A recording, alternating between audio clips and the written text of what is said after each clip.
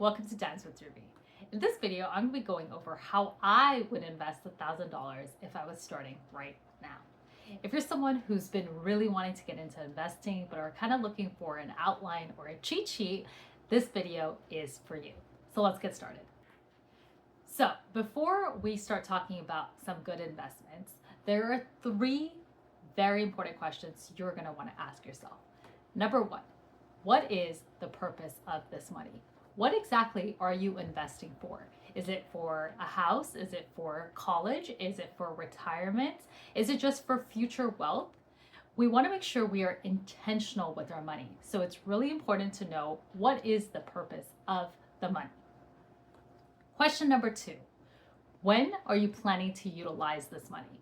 Is it 3 months from now, 6 months from now, a year, 5 years, decades away?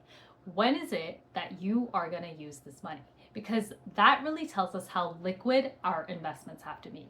And liquid is just a fancy way of saying how accessible or how easy is it to convert into cash.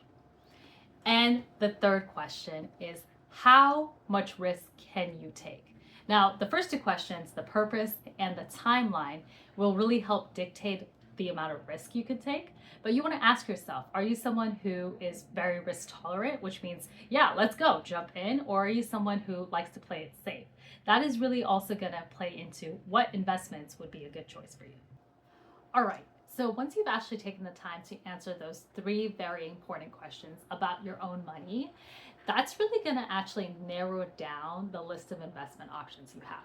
Now, if it were me and I had $1,000 that I knew I needed in the next year or 14, 16 months, I would go ahead and put that $1,000 into a high yield savings account. A high yield savings account is a very safe investment as long as it's FDIC insured, and it offers a sizable interest. A high yield savings account offers anywhere from 4 to 5%, and it's just like a regular savings account, except you get extra interest. It's like a booster interest. And so a lot of the accounts don't have any fees associated with them or any minimum balances. So let's just say you saved up more quickly than you thought. Hooray! Then you can go ahead and pull out your money whenever you're ready, and you're not going to get charged anything. You're actually just going to earn interest for the time your money was in there. Okay, now scenario two. Let's say I had $1,000 that were just kind of extra and I wanted to invest it for my future in general. It didn't really have a timeline to it. I didn't need that money in the next year or 2 years, whatever. If that were the case, I would go ahead and take that $1,000 and invest it in an index fund or an ETF. My index fund of choice is the S&P 500. There's ETFs that invest in the S&P 500 index. The S&P 500 is an index, or a fancy way of saying a list of the top 500 companies in the United States. And so by investing in something that invests in the top 500 companies, you really are spreading your wealth. You're not putting all your eggs in one basket. So while the market is always risky, there's a certain amount of risk associated with it. By spreading it among 500 different companies, there's more of a chance that you're going to get a little bit of return, and it minimizes some of the risk. As you can see with this chart right here, the S&P 500 in the long run, so if we look at the difference between 1 year and 5 years, you can really see that there is an upward trend going on. And research has shown that the S&P 500 has around a 10% return rate over a 10-year run.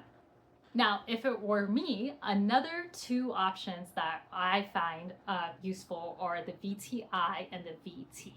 The VTI actually is the Vanguard Total Index, so it invests in the entire stock market, and then the VT invests in the total global market. And so that way, again, we want to use the diversification rule, spreading our wealth, so that way we're minimizing our risk and increasing our chance of return.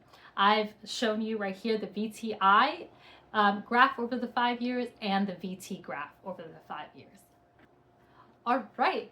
That is it for this video. This is exactly how I would invest $1,000 if I was just starting my investing journey. I would ask myself, what is the purpose of this money?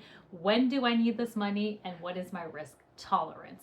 If you found this video helpful, please like, share, and subscribe down below. I'm a new YouTuber and really trying to build a YouTube community out here. So if you have any suggestions for me or have ideas that you would like to see a video about, please leave a comment down below. I would love to hear from you. And thank you so much for watching. I'll see you next time.